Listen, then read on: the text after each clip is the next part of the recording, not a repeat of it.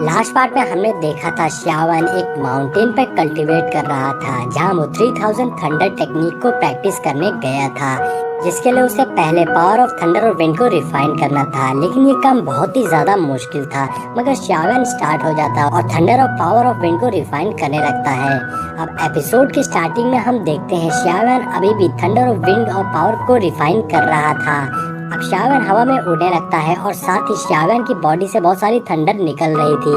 अब श्यावन अपनी पावर लगाता है। यहाँ हम देखते हैं कि तेजी से थंडर का स्लैश निकलता है। अब श्यावन की पूरी बॉडी में थंडर घूम रही थी। तभी श्यावन अपनी आंखें खोलता है। अब श्यावन सक्सेसफुली रिफाइनमेंट कर लिया था। श्यावन बहुत ही ज्यादा खुश था कि फाइनली उसने पावर ऑफ विंड और थंडर को रिफाइन कर लिया है। और श्यावन कहता है, मास्टर मैंने सक्सेसफुली रिफाइन कर लिया है। जिसका मास्टर खुश होकर कहते हैं, हाँ ये नेचुरल है। तुम्हें क्या लगता है हर किसी के पास फॉरन फायर है जो विंड ऑफ थंडर को दबा सके? यहाँ हम श्यावन को देखते हैं जिसकी पूरी बॉडी में थंडर घूम रही थी। कि तभी श्यावन बहुत हैरान होता है क्योंकि वो हवा में उड़ रहा था। लेकिन श्यावन की पर्पल क्लाउड विंग जिससे श्यावन उड़ता था वो विंग जैसे नीचे गिर जाता है।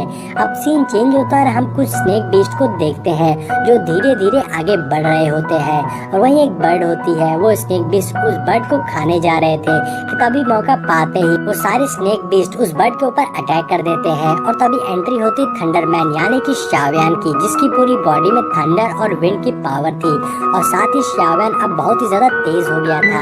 उसकी स्पीड लाइट जितनी तेज हो गई थी। इधर वो स्नेक बीस्ट उस बर्ड को खाने ही वाला था कि तभी पलक झपकते ही श्यावन तेजी से उस बर्ड को बचा लेता है और एक स्नेक बीस्ट के मुंह में लकड़ी फंसा देता है और बाकी दोनों स्नेक बीस्ट को आपस में बांध देता है। अब श्यावन ये इतनी फास्ट कर रहा था कि उन स्नेक बीस्ट को कुछ भी पता नहीं चल रहा था। ऐसा लग रहा था कि ये सब स्लो मोशन में हो रहा हो। लेकिन श्यावन जंप करके नीचे आ जाता है और इधर सारे स्नेक बीस्ट आपस में टकराकर जमीन पर गिर जाते हैं।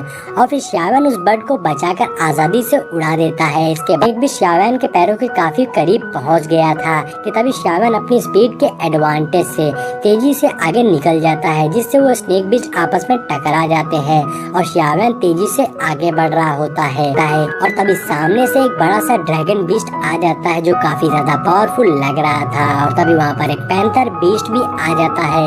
अब हम देखते हैं कि वो बीस्ट एक या दो नहीं थे बल्कि बहुत सारे थे और वो सारे बीस्ट चारों तरफ से श्यावन को घेर लेते हैं। अब श्यावन उन बीस्ट को देखकर कहता है कि ऐसा लगता है कि ये सब यहाँ पर लड़ने के लिए आए हैं, तो चलो इन सबसे फाइट करते हैं, थोड़ी सी प्रैक्टिस हो जाए। फिर वो सभी बीस्ट श्यावन के ऊपर अटैक करने लगते हैं। तो श्यावन जोर से जमीन पर पैर मारता है जिससे वहाँ बहुत सारा स्ट्रॉन्ग थंडर ऑरा निकलता है, जिससे वो सारे बीस्ट पीछे जाकर गिरने लगते हैं। कि तभी श्यावन फास्ट स्पीड को यूज करता है और उन बीस्ट को मारने लगता है। श्यावन उन सारे बीस्ट को बहुत ही आसानी से मारकर अपनी शॉर्ट के अंदर रख लेता है और फिर मास्टर से कहता है कि मैं अभी भी प्रैक्टिस कर रहा हूँ।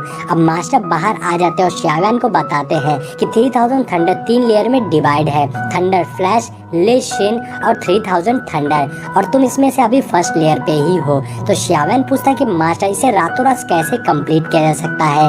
आप मुझे पता है। और हम एक जंगल में बहुत ही डार्क प्लेस को देखते हैं जहाँ कुछ लोग किसी चीज की तलाश में जा रहे थे और फिर हम देखते हैं कि ये कोई और नहीं बल्कि यान हुई थी जो अपने ग्रुप के साथ में वहाँ पर आई थी, जिसमें उसके साथ में यान हुआ, लीश हुआ और एक बंदा भी था। दरअसल वो सभी वहाँ पर एक क्रिएचर को मारने के लिए आए थे और कहा जाता है कि वो क्रिएचर बहुत ही ज्यादा डेंजरस है और हैन यूई को पता लगा था कि वो उसी वैली में छिपा हुआ है। अब वो सभी उसे खत्म करने के लिए वहाँ पर आ गए थे और इन सभी को देखकर समझ में आ रहा था कि इन्हें बिल्कुल भी डर नहीं है क्योंकि ये सभी बहुत ही हाई लेवल के थे।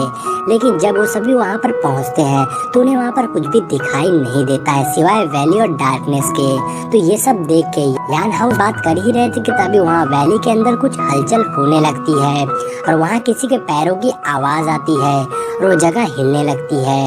अब वो सभी वहाँ क्रिएचर के पैरों को देखते हैं और उसे देखकर साफ समझ में आ रहा था कि वो क्रिएचर बहुत ही बड़ा है और उसकी स्किल के बारे में तो सभी पहले से जानते थे कि वो किंग लेवल का फाइटर है। अब लिंशुआ अपने साथियों को केयरफुल रहने को कहता है। फिर हम देखते हैं कि वहाँ पर फॉग के अंदर से बहुत ही भयानक सा क्रिएचर बाहर आता है जो ऑलरेडी बहुत ही गुस्से में लग रहा था। तुरंत ही अपने साथियों को उसके ऊपर अटैक करने को बोलता है ताकि जल्दी से वो उसे सही जगह पहुँचा सके।